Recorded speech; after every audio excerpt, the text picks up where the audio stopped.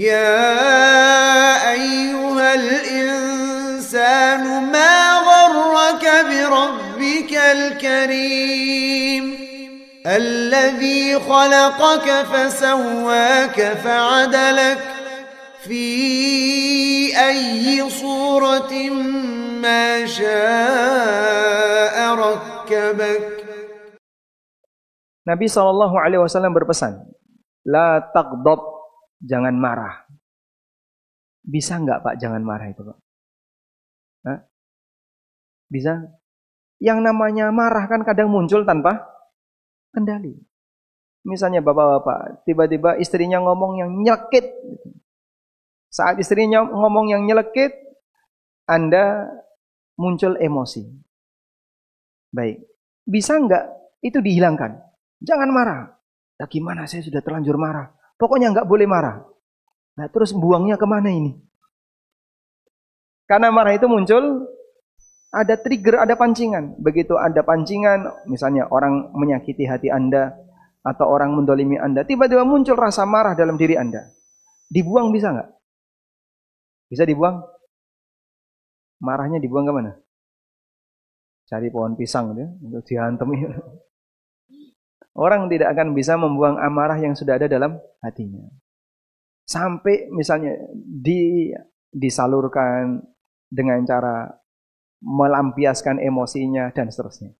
Baik, terus apa makna la taghdab, jangan marah? Kalau maknanya hilangkan rasa marah, atau jangan sampai kamu marah, itu tidak mungkin. Karena marah terkadang muncul dengan sendirinya. Artinya itu di luar kendali manusia. Apa makna jangan marah? Jangan lampiaskan amarah. Kalaupun kamu marah, jangan dilampiaskan. Sehingga terkadang marah tiba-tiba muncul, tapi buat dirimu tetap tenang, jangan lampiaskan amarahmu. Itulah makna la taghdab, jangan marah. Baik, kembali ke akhlak. Kita diperintahkan untuk berakhlak. Tapi Pak, yang namanya akhlak kan kadang bawaan lahir. Susah untuk diubah. Terus apa makna berakhlak yang baik? Sementara terkadang akhlak itu melekat sebagai bawaan lahir yang ada pada diri setiap hamba. Nah, disitulah para ulama mengatakan perintah untuk berakhlak baik itu maknanya adalah at-takhalluq bi akhlaqil karimah. Berusaha untuk memperjuangkan akhlak yang baik. Artinya apa? Akhlak itu bisa dipelajari. Sehingga ketika kamu berinteraksi dengan siapapun, maka jaga dirimu baik-baik, berusahalah mengupayakan agar kamu punya akhlak yang istimewa ketika sedang bersama dengan dia. Maka kamu mengupayakan apa yang kira-kira nggak sopan dilakukan, jangan dilakukan. Apa yang nggak disukai oleh kawan kamu, jangan dilakukan. Aku pengen ngentut ya Pak, tapi kok diteban banyak orang. Orang yang punya akhlak gimana? Dia akan menepi dulu, minggir dulu, cari tempat yang aman, yang tidak ada kipas anginnya. Saya pengen seperti ini, tapi kok nggak enak kalau ketemu orang, maka dia menepi dulu. Itulah contoh akhlak yang baik. Nah, seperti ini bisa dipelajari. Oleh karena itu, akhlak yang baik ada dua keadaan. Yang pertama, bawaan lahir dan itu anugerah dari Allah. Yang kedua, akhlak itu adalah hasil dari proses belajar. Baik. Sebelum ke sana, kita akan belajar terlebih dahulu tentang kondisi Rasulullah SAW. Beliau adalah manusia yang akhlaknya paling baik. Bahkan akhlak beliau adalah mukjizat. Sebagian ulama mengatakan bagian dari mukjizat Nabi SAW adalah akhlak Rasulullah SAW. Sehingga hampir tidak mungkin, mustahil ada orang yang bisa punya akhlak seperti itu selain Nabi. Karena saking istimewanya akhlak beliau. Coba saya tanya, ada nggak di antara bapak-bapak dulu ya? Kalau yang ibu-ibu saya yakin gagal. Yang bapak-bapak, pernah nggak bapak sepanjang hidupnya dari mulai kecil sampai usia sekarang, apakah Anda pernah mencela makanan? Hah? Pernah? Mengomentari makanan pernah? Pernah ya? Pernah? Pernah. Baik. Setelah Anda ngikuti kajian sunnah, setelah kenal dengan kajian sunnah, kenal dengan dakwah tauhid, apakah setelah itu masih pernah mencela makanan?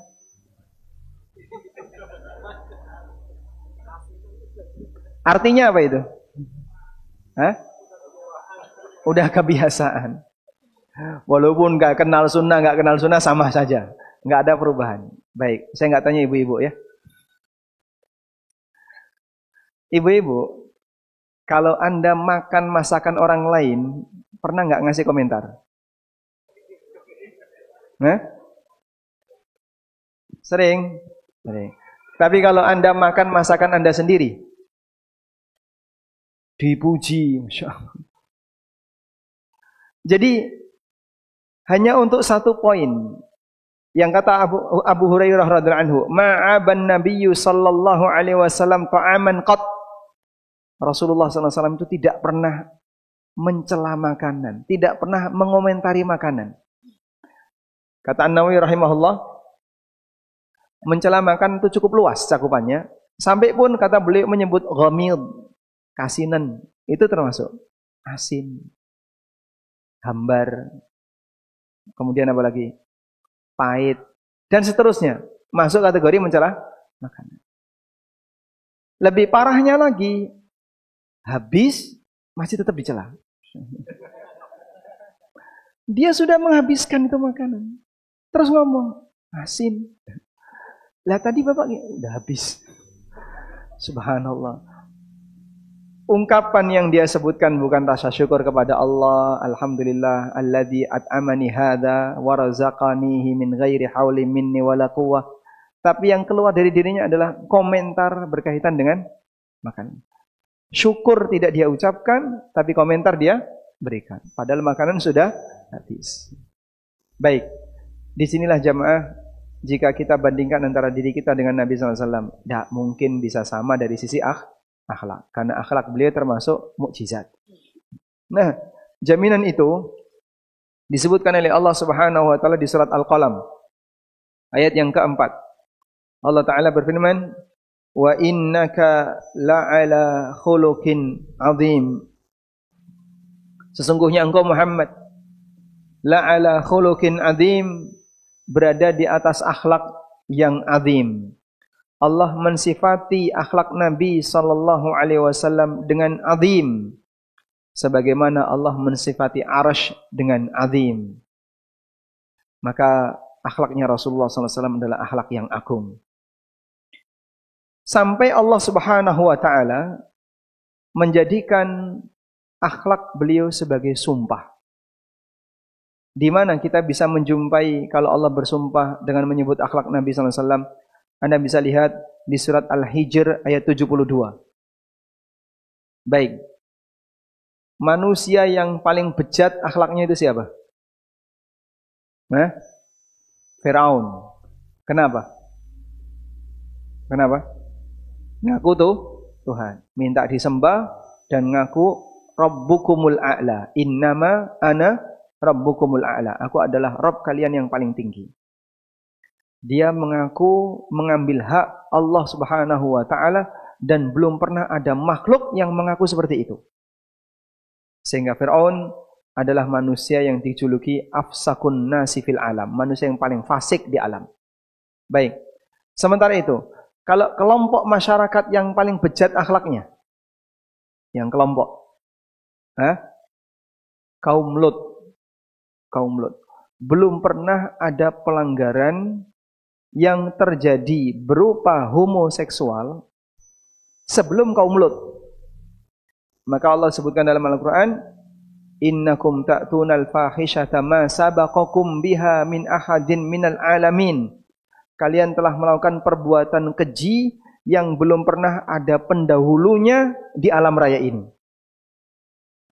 Sehingga kaum Lut itu melakukan perbuatan jahat yang sebelumnya tidak pernah ada di alam ini. Pelanggaran mereka tidak hanya homo, mereka juga perampok, dan mereka suka menindas. Sehingga kalau ada kelompok yang kecil jumlah sukunya ditindas. Itu kebiasaan kaum Lut. Maka ketika Allah Subhanahu wa taala mau menyatakan sumpah bahwa kaum Lut ini adalah kaum yang sangat rusak, Allah menggunakan sumpah dengan menyebut akhlak Nabi sallallahu alaihi wasallam. Allah berfirman di surat Al-Hijr ayat 72. La'amruka innahum lafi sakratihim ya'mahun. La'amruka, demi umurmu wahai Muhammad, innahum, sesungguhnya mereka, lafi sakratihim ya'mahun, terombang-ambing dalam kesesatan mereka. Mereka mabuk dengan kesesatannya.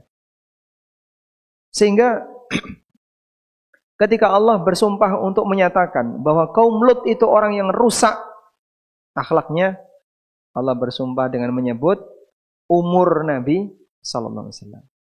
Dan isi umur itu apa? Isi umur itu apa, Pak? Perjalanan hidup. Beliau bersumpah dengan umur Nabi sallallahu alaihi wasallam, la'amruka, demi umurmu, demi perjalanan hidupmu. Dan dalam perjalanan hidup bentuknya adalah akhlak-akhlak mulia sepanjang perjalanan hidup beliau. Karena itu berdasarkan ayat ini ada sebuah keterangan yang disampaikan oleh Ibnu Abbas radhiyallahu anhu. Beliau mengatakan, "Ma khalaqallahu nafsan akrama alaihi min Muhammadin sallallahu alaihi wasallam wa ma aqsamallahu ta'ala bihayati ahadin illa bihayatihi." Belum pernah Allah ciptakan satu jiwa yang lebih mulia dibandingkan Nabi Muhammad sallallahu alaihi wasallam. Dan tidak pernah Allah bersumpah dengan kehidupan siapapun selain kehidupan Rasulullah sallallahu alaihi wasallam. Sampai kehidupannya dijadikan apa? Sumpah. Yang itu menunjukkan keistimewaan Rasulullah sallallahu alaihi wasallam. Maka jamaah, dengan semua keistimewaan ini, akhlak Nabi sallallahu alaihi wasallam adalah mukjizat. Sehingga ketika Anda membaca sirah nabawiyah, Anda ketemu dengan aneka macam akhlak-akhlak beliau, perlu Anda sadari itu bagian dari mukjizat beliau sallallahu alaihi wasallam. Baik. Nah, ketika beliau memiliki akhlak yang demikian istimewa, Allah Subhanahu wa taala jadikan semua peringkai baik yang ada pada diri beliau maksimal. Sehingga Nabi sallallahu alaihi wasallam tidak punya akhlak buruk. Walaupun beliau manusia sebagaimana yang lain, tapi peringkai buruknya tidak ada. Caranya mengukur seperti ini. Semua akhlak baik. Nabi SAW seorang yang pemberani. Pemberaninya beliau 100%, nggak punya sifat pengecut. Nabi SAW dermawan. Dermawannya beliau 100%, tidak punya sifat pelit. Nabi SAW baik hati. Baik hatinya beliau 100%, tidak punya sifat akhlak yang jahat. Seperti itu kondisi Rasulullah sallallahu alaihi wasallam. Baik. Sementara kita, kalau misalnya diminta untuk mengukur, Bapak punya sifat berani enggak, Pak? Punya ya? Punya sifat berani? Punya. Punya sifat takut enggak? Sedikit. Sedikit apa banyak?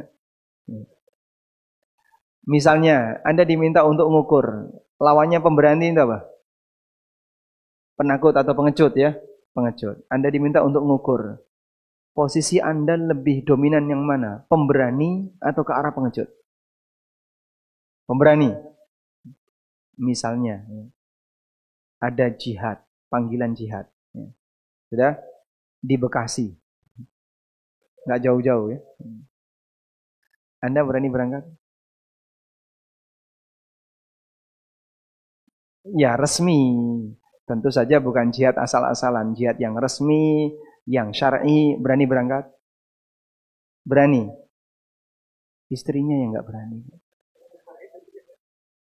Istri bapak gandoli, jangan mas, jangan berangkat, aku belum siap jadi janda. Mundur nggak? Anak-anak nangis, bapaknya mau berangkat jihad, sudah siap dengan senjata, istrinya nangis, anak-anaknya nangis. Kira-kira gimana? Mertuanya nangis. Tetap maju atau mundur? Hah? Maju atau mundur? Nah, seperti itulah kondisi kita. Kita punya sifat pemberani, tapi nggak 100%. Dermawan. Anda punya sifat dermawan. Maka mau bayar zakat, mengeluarkan sebagian uang untuk sedekah, mau untuk membeli buku yang bermanfaat, menderma, dan seterusnya. Tapi sifat pelitnya ada nggak?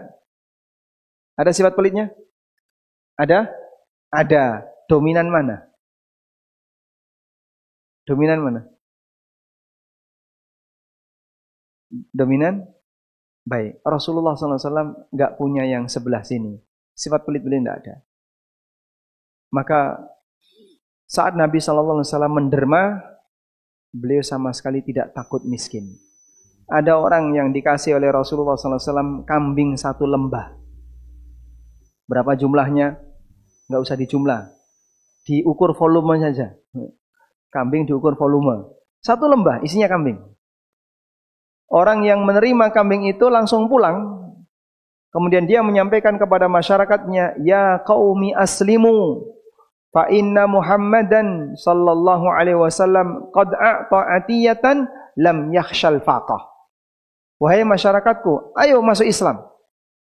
Sesungguhnya Muhammad sallallahu alaihi wasallam dia telah memberikan kepadaku hadiah yang menunjukkan kalau dia enggak takut miskin. Ada enggak di antara kita yang siap seperti itu? Seperti Abu Bakar, menyumbang semua yang dimiliki. Ditanya sama Nabi SAW, apa yang kau tinggalkan untuk keluargamu? Allah dan Rasulnya.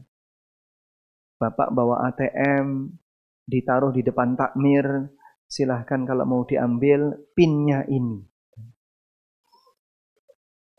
Siap insya Allah? Hah? Nggak sanggup ya? Nggak sanggup. Karena kita masih ada sifat pelit. Sehingga sifat pelit itulah yang membuat kita terkadang dihalangi untuk melakukan amal berupa mengeluarkan harta. Mau keluarkan ini kok kayaknya berat. Kota infak lewat sampai mana coba? Buka dompet dengan warna-warni. Anda pilih yang mana? Hah? Abu-abu, kuning, hijau, oranye. Ada yang milih merah? 10.000. Baik. Jika ada pilihan 10.000, 50.000, 20.000. Kota infak lewat, Anda masukkan yang mana? Anda masukkan yang mana? 20.000. Yang 50.000. Kenapa enggak semuanya? Karena Anda masih khawatir. Nanti kalau semuanya habis duit saya. Kurang lebih seperti itu. Jadi kita masih ada sifat apa? Pelit. Walaupun ada yang dominan, ada yang kurang. Sehingga sifat pengecut itu ada yang berlebihan. Ada sebagian orang yang terlalu pengecut. Dengar berita apa dikit, takut. Sampai rasa takutnya itu jadi tekanan bagi dia. Ada orang yang sangat pelit. Saking pelitnya sampai merugikan dirinya. Ada satu cerita ya. Sudah pernah dengar ceritanya belum? Belum. Ada orang yang sangat pelit. Saat dia memberikan nafkah untuk anaknya, itu ditakar. Ngasih makan itu ditakar. Dah? Sampai ada salah satu anaknya yang sakit. Terus nggak doyan makan. Maka si bapak ini berpikir, kalau satu anak saya sakit nggak doyan makan, berarti jika semua sakit, saya bisa menghemat lebih banyak. Karena semuanya nggak doyan makan. Tanyalah orang ini kepada temannya, ada nggak daerah yang sering kena wabah? Yang di situ sering sakit, ditunjukkan ada di daerah ini. Berangkatlah dia ke situ. Dia pindah rumah ke daerah itu.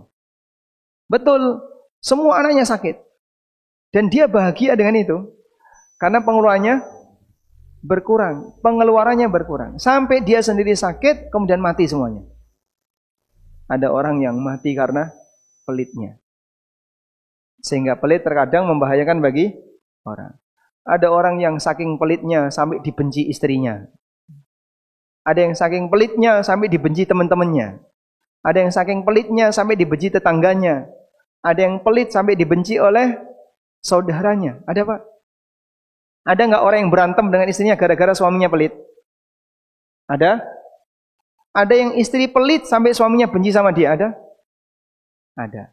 Sehingga terkadang gara-gara sifat pelit membuat orang dimusuhi orang lain.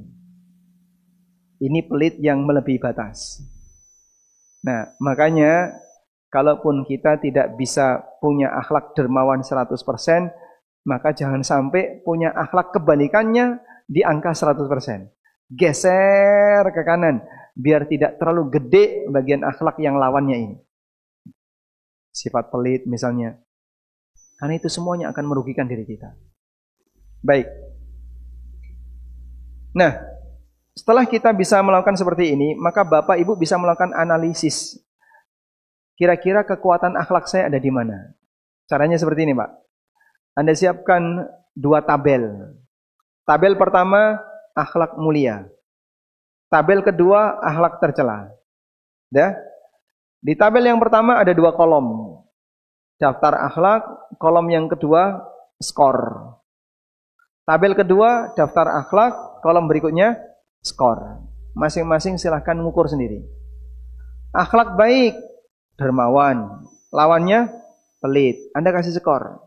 Pakai persentase. Kira-kira dermawan saya berapa persen? Akhlak berikutnya, sopan santun. Lawannya apa? Hah? Kurang ajar. Ya, akhlaknya rusak misalnya. Lawan dari sopan santun gitu aja ya. Dinyatakan nggak enak misalnya. Misalnya Anda tulis sombong. Kalau sombong kan rendah hati ya. Tawadhu, sombong. Nah, setelah Anda kumpulkan semuanya, nanti bisa diukur. Kira-kira total skor saya berapa? Rasulullah SAW di akhlak terpuji 100%. Di bagian ini 0. Karena beliau tidak punya sifat sombong. Nabi SAW tidak punya pelit, tidak punya sifat pengecut sebagaimana umumnya manusia. Baik.